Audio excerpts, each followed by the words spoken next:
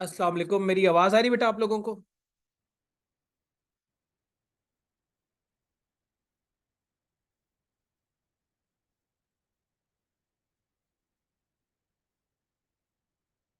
चले बच्चे, फिर हम लोग इसको स्टार्ट करते हैं और अब हम बात करेंगे रोजा के ऊपर।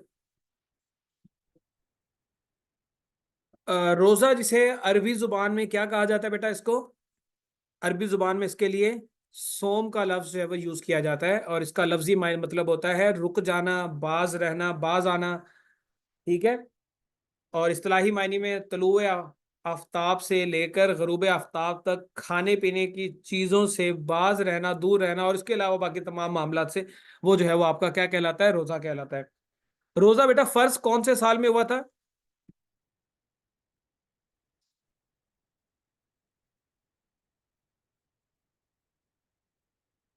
रोजा 2 हिजरी को फर्ज हुआ था। 2 हिजरी को जो है वो रोजा आपका फर्ज हुआ था और इसी साल जो है वो फिर पहली ईद की नमाज भी पढ़ी गई थी। उसके बाद बच्चे, इस्लाम में मुसलमान कितनी किस्म के रोजे रखते हैं? मुसलमान कितनी किस्म के रोजे रखते हैं? मुसलमान 3 किस्म के रोजे जो है वो रखते हैं। हिजरी बेटा, हिजरी हिजरी हिजरी हिजरी। हिजरत मदीना के बाद का जो टाइम है वो सारे हिजरी साल है। हिजरत मदीना से पहले नबूवत मिलने के बाद का जो टाइम है वो नबवी साल है। जब आपको नबूवत मिल गई तो उसके बाद नबूवत का पहला साल, दूसरा साल, तीसरा साल, आप नबूवत के 10वें साल जो है वो मैं मेराज पे गए थे। 3 किस्म के जो है वो मुसलमान रोजे रखते हैं। कौन कौन से? एक होते हैं फर्ज रोजे। एक होता है फर्ज रोजा जिसमें आपका रमजान के रोजे सारे आ जाते हैं। ठीक है। दूसरे होते हैं सुन्नत, सुन्नत के रोजे। वो रोजे होते हैं, ये सुन्नत मौकदा में आते हैं और ये वो रोजे हैं जैसे कि सोमवार का या जुमेरात का रोजा रख लेना। हर महीने के 13, 14 और 15 तारीख का रोजा रखना जिसे अयामुल बीद कहा जाता है। ठीक है। वाइट डेज कहा जाता है, अयामुल बैद। तमाम इस्लामी महीने के मिडल के जो 3 दिन होते हैं उन्हें जो है वो आप इसमें ला सकते हैं। ठीक है। और यौम अशूरा का जो रोजा है वो भी इसमें जो है वो आप ला सकते हैं। और तीसरा होता है मुस्तहब। मुस्तहब में बच्चे जिलहज के जो पहले 9 रोजे हैं, मुस्तहब का मतलब ये है कि इनको रिकमेंड किया गया है कि आप रखें, लेकिन ये फर्ज नहीं है, ऑब्लिगेटरी नहीं है। अशूरा के जो, सॉरी, जिलहज के पहले 9 दिन के जो रोजे होते हैं वो आपके इसमें कंसीडर होते हैं। यौम अरफा, 9 जिलहज का जो रोजा है वो भी इसी में कंसीडर होगा। यौम अशूरा का जो रोजा है वो भी आप जो है वो इसमें फॉल करवा सकते हैं। यौम अशूरा वैसे के लिए सुन्नत में आता है, लेकिन आप इसको जो है वो मुस्तहब के अंदर भी डाल सकते हैं। तो ये 3 किस्म के रोजे जो है वो मुसलमान रखते हैं नॉर्मली। उसके बाद इस्लाम में कितने दिन के रोजे जो है वो, कौन से कितने दिन है जिनमें रोजे आप नहीं रख सकते?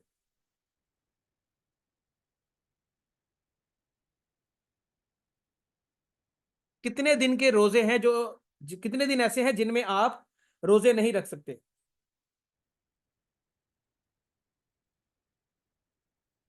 बेटा 5 दिन ऐसे हैं जिनमें आप रोजे नहीं रख सकते हैं। कौन कौन से दिन हो गए?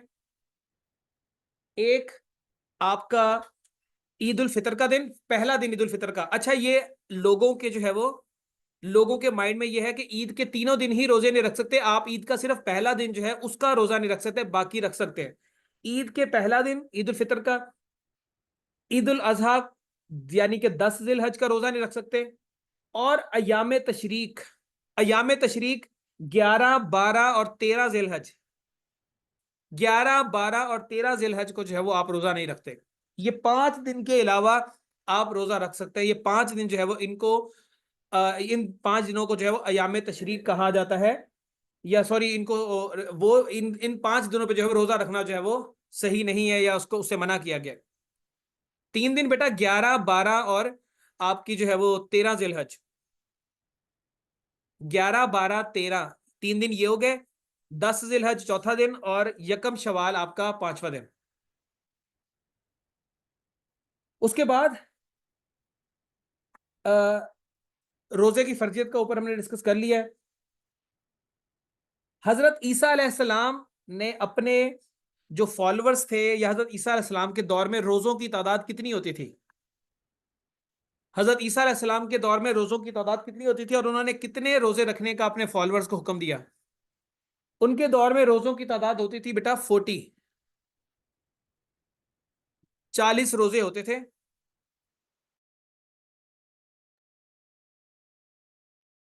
उसके बाद रमजान के बेटा कितने अशरे होते हैं?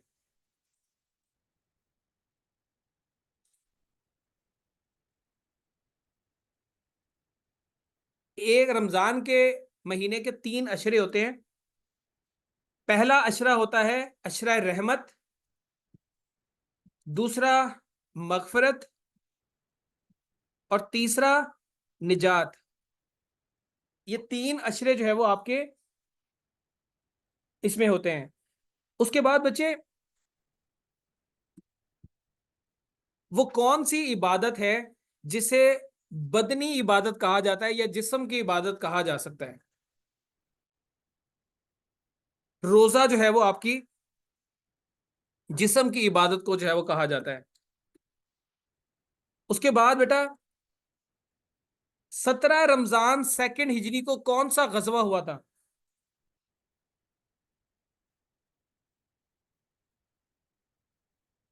गजवा बदर। गजवा बदर जो है वो ये हुआ था आपका 17 रमजान को। कुरान मजीद का नजूल किस महीने में कंप्लीट हुआ था या किस तारीख को कंप्लीट हुआ था? 27 रमजान लैलतुल कदर को जो है वो कुरान मजीद का नजूल जो है वो कंप्लीट हुआ। क्यामत वाले दिन जो जन्नती हैं, वो रोजादार रोजादार किस दरवाजे से दाखिल होंगे बेटा? रोजादारों के लिए एक खास दरवाजा होगा, उसका नाम क्या है? उसका नाम है बाबुल रेयान। बाबुल रेयान से जो है वो रोजादार दाखिल होंगे। अच्छा बच्चे, आप लोगों ने सुना होगा कि जब रमजान का महीना आता है तो जन्नत के दरवाजे खोल दिए जाते हैं और जहन्नम के दरवाजे बंद कर दिए जाते हैं। ये हदीस है, कुरानी आयत है, दोनों में मेंशन है, ये कुछ भी नहीं है। जब माह रमजान आता है,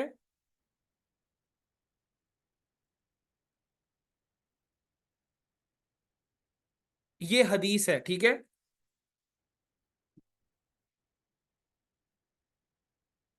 रम रोजों की फर्जियत का हुक्म कौन सी सूरत में आया है?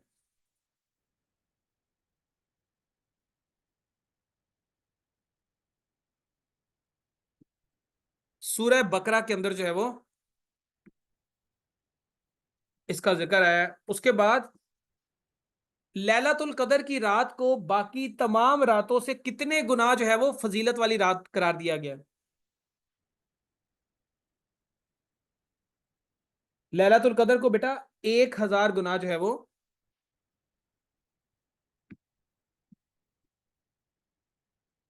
बेहतर जो है वो करार दिया गया है। उसके बाद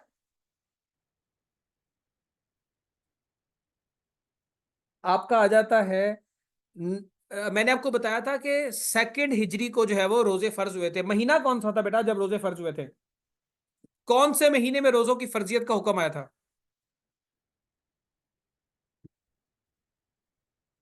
10 शबान। 10 शाबान को जो है वो रोजों की फर्जियत का हुक्म आया था, 10 शाबान 2 हिजरी। और शबान के महीने में एक खास वाकया भी हुआ था। यह खास वाकया इवेंट होता है, उसको क्या बोलते हैं? 15 शबान को तकरीबन होता है वो।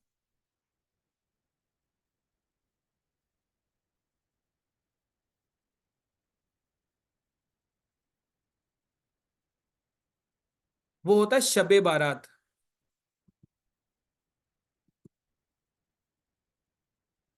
ठीक है, शबे बारात 15 शबान को जो है होता है। उसके बाद अच्छा बच्चे, अगर आप रोजा तोड़ते हैं तो उसका कफारा क्या है? रोजा तोड़ने का क्या कफारा है?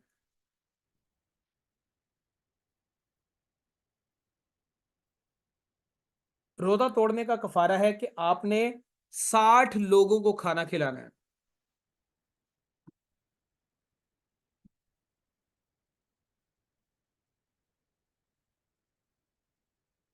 इसको को फिर बच्चे उल्टा ना समझ जाए। 60 लोगों को खाना खिलाना, ठीक है। उसके बाद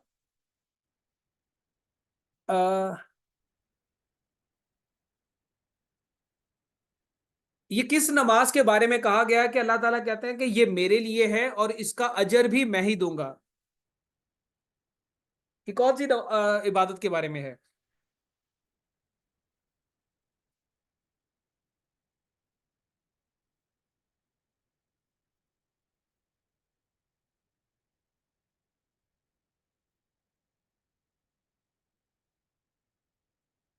ये रोजा के बारे में है।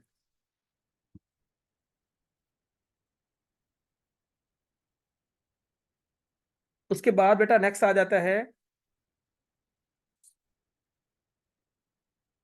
अगर कोई शख्स किसी वजह से रोजा छोड़ देता है तो उसके बदले में उसको फिर क्या करना पड़ता है? कफारा अदा करना पड़ता है। और वो कफारा क्या होता है? 30 दिन के लगातार रोजे रखने पड़ते हैं। 30 दिन जो है वो लगातार आपको जो है वो रोजे रखने पड़ते हैं। कौन सी वाली सूरत? अगर आप रोजा जानबूझ के छोड़ते हैं, जानबूझ के रोजा से छूट जाता है, 17 नंबर पे। कफारा बटे ये उसका बताया है मैंने, रोजा छोड़ने का। उसके बाद रोजों से रिलेटेड यही चीजें ये अभी माइंड में आ रही है। बच्चे एक माली इबादत भी होती है आपकी,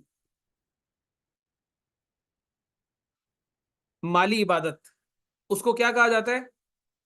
जक़ात।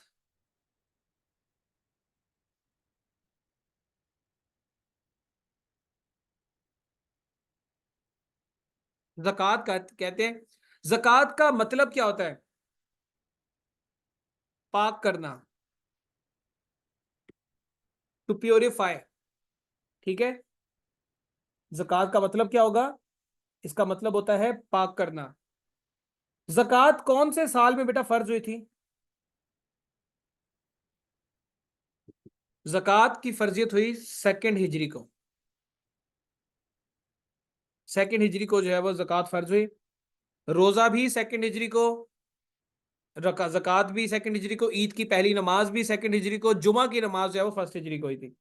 अच्छा बच्चे, जक़ात के ऊपर अगर हम इसके फर्जियत के बारे में बात करें या इसके हेड्स के बारे में बात करें या इसके जो है वो उसको उर्दू में क्या बोलते हैं, मसारिफ। जक़ात के मसारिफ या इसके हेड्स की बात करें तो कितने हेड्स हैं इसके? 8 हेड्स हैं। और जक़ात का बारे में इन इन हेड्स के बारे में कौन सी सूरत के अंदर जिक्र आया है? सूरह तौबा के अंदर आयत नंबर 60 के अंदर अल्लाह ताला ने मसारिफ ज़कात का जो है वो जिक्र किया गया है। अच्छा, सूरह तौबा का सामने हवाला है, तो सूरह तौबा बच्चे वो सूरत है जिसमें कितनी बार बिस्मिल्लाह आई है? जिसमें एक बार भी बिस्मिल्लाह नहीं आई।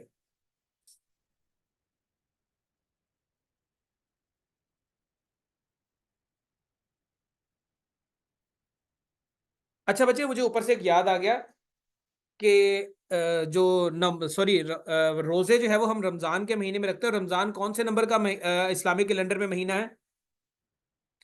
रमजान 9वें नंबर पे आता है, ठीक है। जक़ात बेटा कौन से महीने में हम लोग देते होते हैं?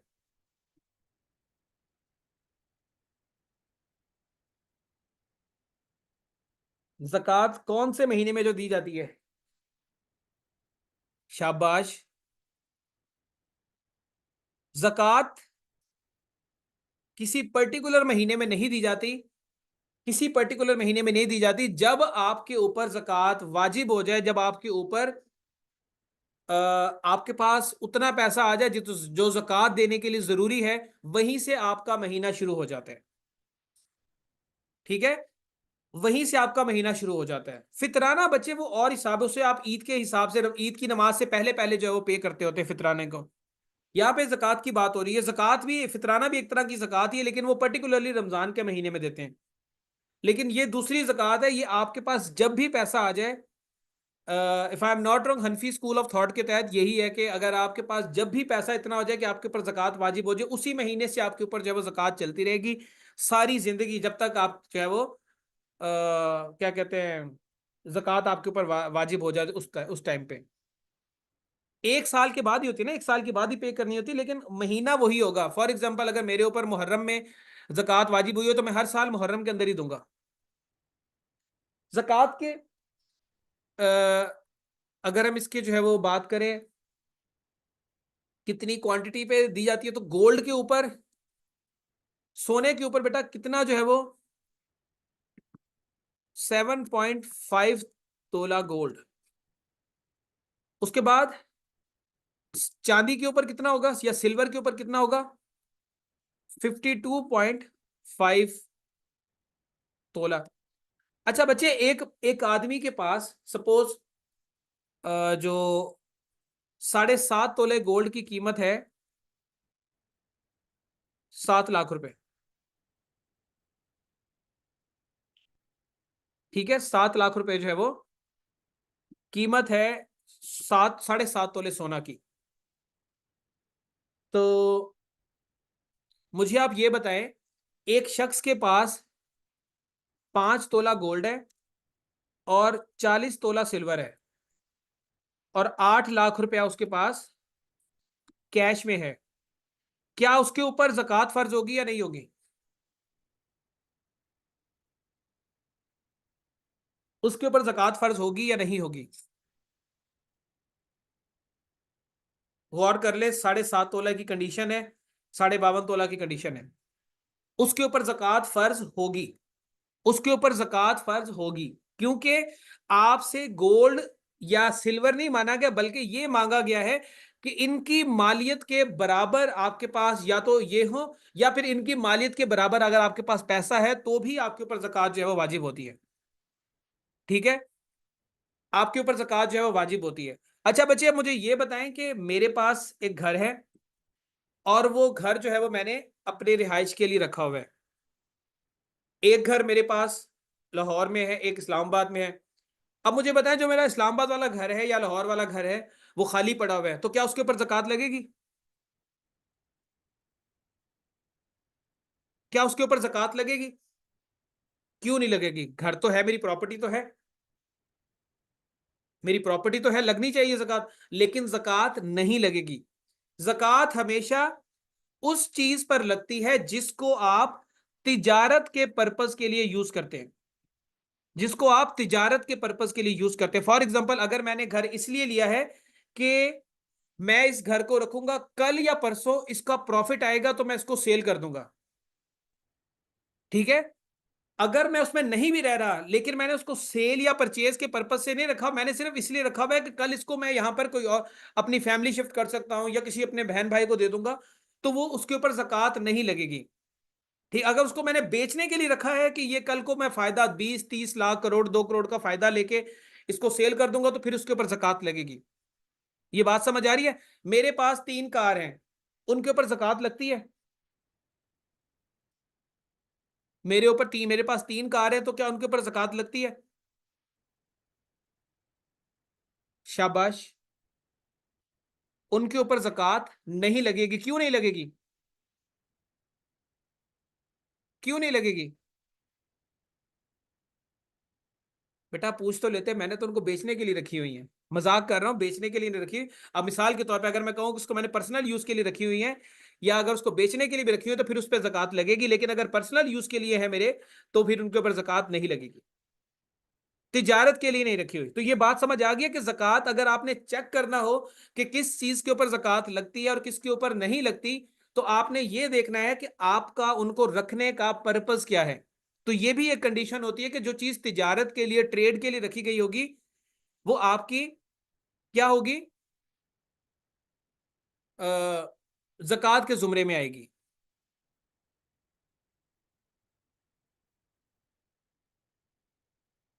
नहीं, गोल्ड और सिल्वर का मामला अलग है। जक़ात नॉर्मली 4 चीजों पे लगती होती है, एक तिजारत के ऊपर, एक आपका कैश के ऊपर, एक आपकी पैसे के गोल्ड के ऊपर और एक सिल्वर के ऊपर। सिल्वर और गोल्ड अगर आपने नहीं भी तिजारत के लिए रखा, वो आपके ऊपर जकात लग जाएगी। कैश अगर आपने तिजारत के लिए नहीं भी रखा तो भी जकात लग जाएगी। और तिजारत में तो फिर वो इटसेल्फ वो वाली बात आ ही जाती है। ये बात कंडीशन समझ आ गई है कि गोल्ड और सिल्वर ये और कैश ये तीनों तिजारत के लिए नहीं भी रखा हुआ, फिर सिर्फ आपने संभाल के रखा हुआ है, उनके ऊपर भी जकात लगेगी। इसके अलावा जैसे अगर कोई शख्स बकरियां पालता है, कोई शख्स ऊंट पालता है और इस पर्पज के लिए, या गाय पालता है कि मैं इसको बकर ईद के ऊपर जो है वो कुर्बानी के लिए सेल करूंगा, कुछ प्रॉफिट कमाऊंगा, तो फिर क्या होगा, वो तिजारत का पर्पज है। अगर आप कोई चीज स्टोर करते हैं गोदाम में कि इसको मैं जो है वो मुनाफे में सेल करूंगा।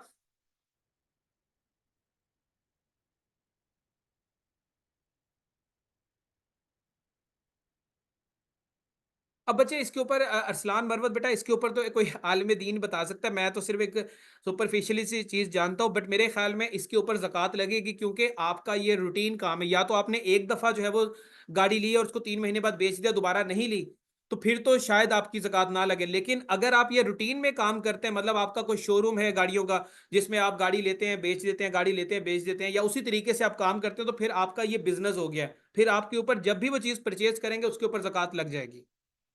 बाकी इसके ऊपर कोई आलिम दीन जो है वो ज्यादा बेहतर आपको गाइड कर सकते हैं। मैं इस पे कोई गलत बात कर दूं तो फिर वो गुनाह के जिम्मे में आएगी, तो इसलिए मैं जो मेरी समझ में है मैंने वो आपको बता दिया बेटा। 42 पे आ जाते हैं। 52.5 तोले गोल्ड हो गया चांदी, और 7.5 तोले गोल्ड। अच्छा बच्चे, जक़ात और उशर ऑर्डिनेंस इस्लाम पाकिस्तान में कब जो है वो पास किया गया था?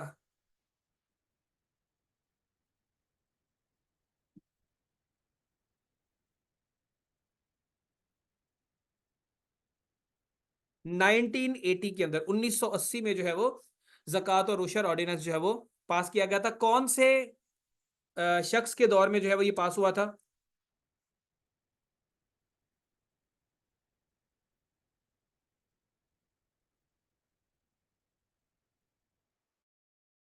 ये जियाउल हक के दौर में जो है वो इसको जो है वो पास किया गया था। अभी कुछ दिन पहले जियाउल हक की बरसी भी गुजरी है। किस तारीख को जियाउल हक की बरसी होती है बेटा?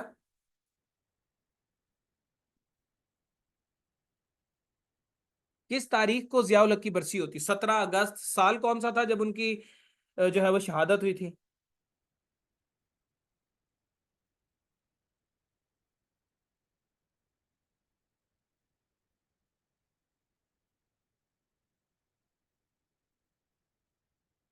वो होती है बेटा 1988 में।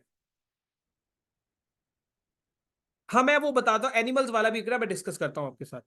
अच्छा बच्चे, जक़ात की फर्जियत किस सूरत के अंदर जो है वो इसके बारे में अहकाम आए हैं? जक़ात की फर्जियत के सूरह तौबा के अंदर, सूरह तौबा के अंदर जो है वो इसका जिक्र है, जहां पर हेड्स ऑफ ज़कात मेंशन किए वहीं पर जो है वो इसके बारे में बात आई है। उसके बाद बचे ज़कात का जो पैसा है वो किस चीज पर यूज नहीं कर सकते हम? मदरसे पे, मस्जिद पे, अस्पताल पे, या स्कूल पे? ज़कात का पैसा किस चीज पे इस्तेमाल नहीं कर सकते? मस्जिद। अच्छा बच्चे, इसको ना मुझे करेक्ट करिएगा, मुझे मुझे एक हदीस याद है, उसके हवाले से मैं बात कर रहा हूँ। क्या नबी पाक सल्लल्लाहु अलैहि वसल्लम की फैमिली के ऊपर ज़कात वाजिब है, या सदका खैरात वाजिब वाजिब है? वहां पर उनको उनको दिया जा सकता है?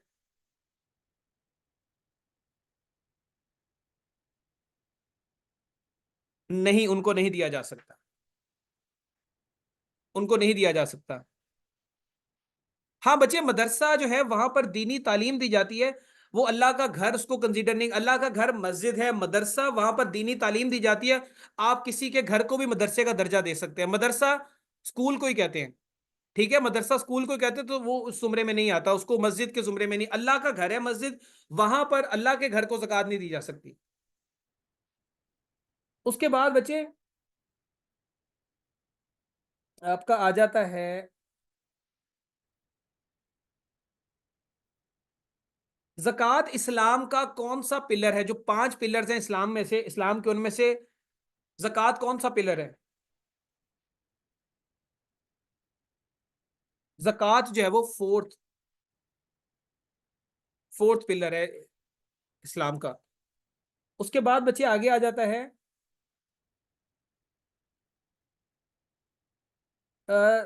ज़कात की डिस्ट्रीब्यूशन के बारे में जो कवानीन है वो किस शहर में बनाए गए थे नबी पाक सल्लल्लाहु अलैहि वसल्लम के दौर में।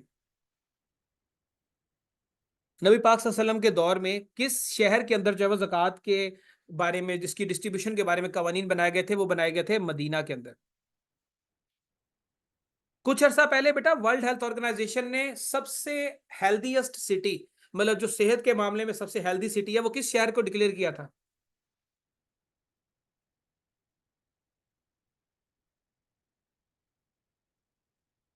वो डिक्लेयर किया था मदीना को।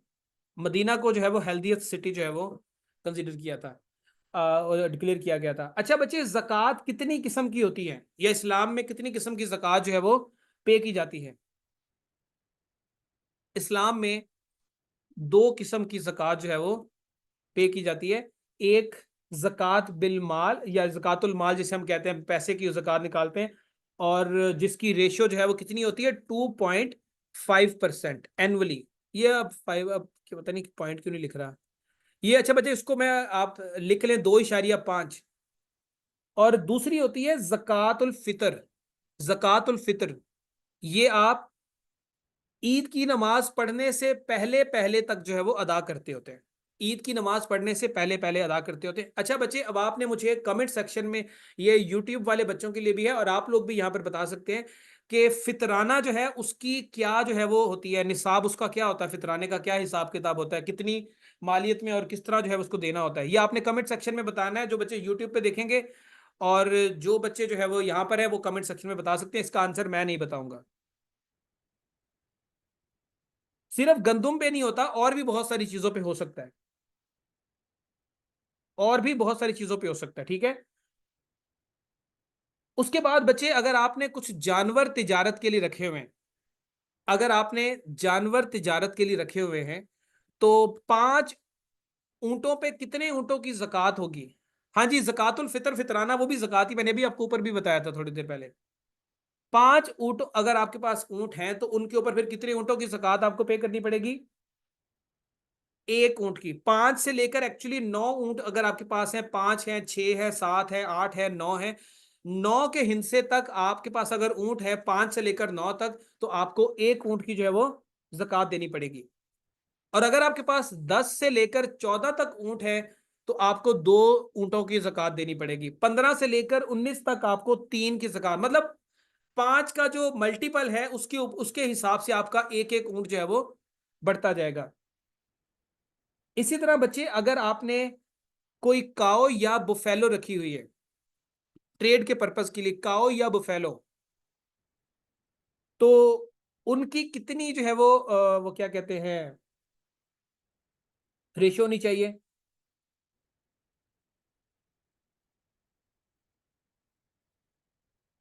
उसकी होनी चाहिए बच्चे 30 काओ के ऊपर जक़ात होती है। 30 काओ के ऊपर किसकी जक़ात होती है? गाय की या बछड़े की? गाय की या बछड़े की? ये मेरे ख्याल में बछड़े की होती है, जिसकी उम्र 1 साल कम से कम होनी चाहिए। कम से कम 1 साल जो है वो उसकी उम्र होनी चाहिए, तो उसके ऊपर जो है वो आपको जक़ात होती है, जक़ात पे करनी होती है आपने। उसके बाद अ, अगर आपके पास 60 से लेकर 69 तक कैटल्स हैं, कैटल सॉरी, जिसमें आपके पास काओ एंड बफेलोस दोनों आ सकती हैं, तो उस वक्त आपने फिर क्या करना होता है, 2 साल की जो गाय होती है उसको जो है वो देना होता है। अगर इससे ज्यादा आपके पास हो जाए, तो वो फिर आपका क्या होता है, 1 साल की गाय और एक जो है वो बछड़ा आपने देना होता है। बहरहाल इतनी कॉम्प्लेक्सिटी में जाने की जरूरत नहीं, आप वो 30 वाला जो फिगर है बस वही याद रखें, किस तरह आप मजीद कंफ्यूज हो जाएंगे। बस वो 30 वाला फिगर आप याद रखें, 30 के हिसाब से। अच्छा बच्चे, अगर बकरियां और भेड़ों की बात करें, बकरी और भेड़ की बात करें, तो कितनी बकरी या भेड़ों के ऊपर जो है वो आपको जक़ात लगती है? 40 बकरियां हो या 40 भेड़ें हो, तो उनके ऊपर जो है वो आपको फिर एक बकरी या एक भेड़ की जो है वो ज़कात लगती है। ठीक है बच्चे। अब बच्चे उशर के ऊपर आ जाते हैं। उशर जो है वो एग्रीकल्चरल प्रोड्यूस के ऊपर लगता होता है, जरिई जो ऊपर पैदावार होती है उसके ऊपर जो है वो आपका ये उशर लगता होता है। और उशर की रेशो क्या है, परसेंटेज क्या है?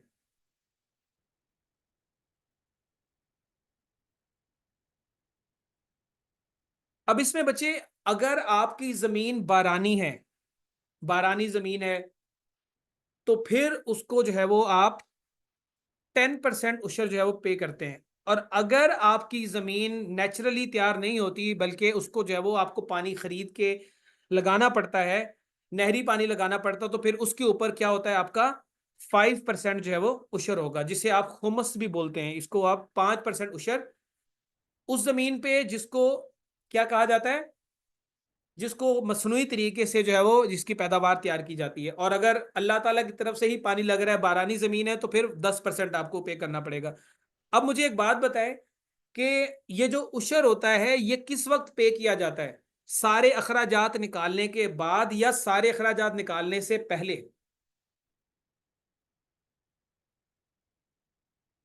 उशर किस वक्त हनफी स्कूल ऑफ थॉट के तहत उशर पे किया जाता है सारे काम निकालने से पहले। मतलब आपने अपने अखराजात, मजदूरों की मजदूरी, जो आपकी पेस्टिसाइड्स हैं, जो अद्वियात हैं, उनके अखराजात बाद में निकालने हैं। पहले जैसे ही आपकी प्रोड्यूस हुई, उसकी जितनी आपको कॉस्ट लगता है कि ये होगी, उसमें से 10% या 5% निकाल के बाकी अखराजात आपने फिर निकालने। लैंड रेवेन्यू टैक्स तो फिर बाद में आता है ना। लैंड रेवेन्यू और ज़कात इसमें उशर में फर्क है ना। तो लैंड रेवेन्यू बेटा जब आपका होगा, वो तो ऑब्वियसली सारे अखराजात करने के बाद आपका एक सेस पत डिसाइड होता है, वो तो बाद की चीज है। ये ज़कात या ज़कात की बात हो रही है। ज़कात ये जो उशर है, सॉरी, उशर आपने बेटा पे करना होता है सारे अखराजात निकालने से पहले। लैंड रेवेन्यू टैक्स की जो बच्ची बात कर रही है, वो एक्सपेंसेस निकालने के बाद जो है वो आपने करने होते हैं। लैंड रेवेन्यू टैक्स जो ये जो बोर्ड ऑफ रेवेन्यू आपसे जो है वो चार्ज करता है पैसे आपके प्रोड्यूस के ऊपर, तो वो उनका एक खास रेशो होती है, वो उसके हिसाब से लेकर चलते हैं चीजों को। तो ये तो हो गया बच्चे यहां तक हमारा जक़ात का। अच्छा बच्चे, जो शख्स क्या कहते हैं जक़ात देने पे वाजिब हो, जिस पे जक़ात वो हो जाए, क्या कहते हैं, फर्ज हो जाए, उस शख्स को क्या कहा जाता है?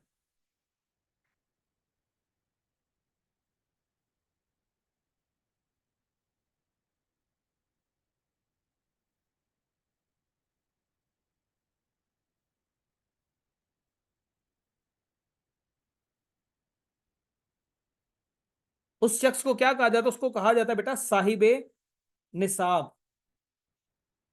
उसको क्या कहते हैं? उसको कहते हैं साहिबे निसाब। ठीक है, साहिबे निसाब कहा जाता है। अच्छा बच्चे, एक बच्चे ने पूछा खराज। बेटा खराज ही पूछा है कि खराब पूछा है आपने? खराज बेसिकली ये लिया जाता है नॉन मुस्लिम से, जो लिया जाता है बेटा, ये जो नॉन मुस्लिम होते हैं इनसे मेरे ख्याल में खराज लिया जाता है। इनसे उशर या जक़ात नहीं ली जाती, इनसे खराज लिया जाता है लैंड प्रोड्यूस के ऊपर ही। जिजिया तो, जिजिया लैंड के ऊपर नहीं होता, जिजिया और भी बहुत सारी चीजों पे होता है, लेकिन जो पर्टिकुलरली लैंड के ऊपर लिया जाता है वो खराज होता है। ठीक है, लैंड के ऊपर जो लिया जाता है वो खराज होता है। हाँ, पाकिस्तान में भी लिया जाता है बच्चे। जो पाकिस्तान में नॉन मुस्लिम शख्स जो अपनी लैंड रेवेन्यू टैक्स पे करते हैं या उसके अलावा जो भी मामला होते हैं, उसको खराज का नाम दिया जाता है। ये हर किसी को पे करना पड़ता है।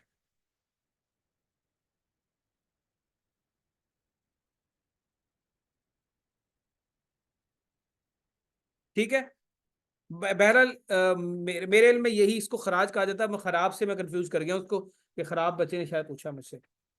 इसकी कोई फिक्स रेशो नहीं है अभी मेरे ख्याल में। उसके बाद बच्चे साहिब निसाब उसका आंसर हो गया। आगे आ जाता है, कौन से सहाबी ने कहा था कि जक़ात और नमाज में कोई फर्क नहीं है? कौन से सहाबी ने कहा था कि ज़कात और नमाज में कोई फर्क नहीं है? हजरत अबू बकर ने जो है वो ये कहा था कि ज़कात और नमाज में कोई फर्क नहीं है। इन्होंने, कुछ लोग मुर्तद हो गए थे जिन्होंने जो है वो ज़कात अदा करने से इनकार कर दिया था, तो उनके खिलाफ जंगें भी लड़ी थी। उन जंगों को क्या कहा जाता है? उन जंगों को नखास नाम दिया जाता है, उनको कहा जाता है रिदा वार्स। अब मैंने वार्स ही लिख दिया, रिदा रिदा वार्स जो है वो, रिदा जो लड़कियों का नाम होता है ना, पता नहीं वही वाली रिदा होगी, रिदा वार्स जो है वो इसको कहा जाता है। और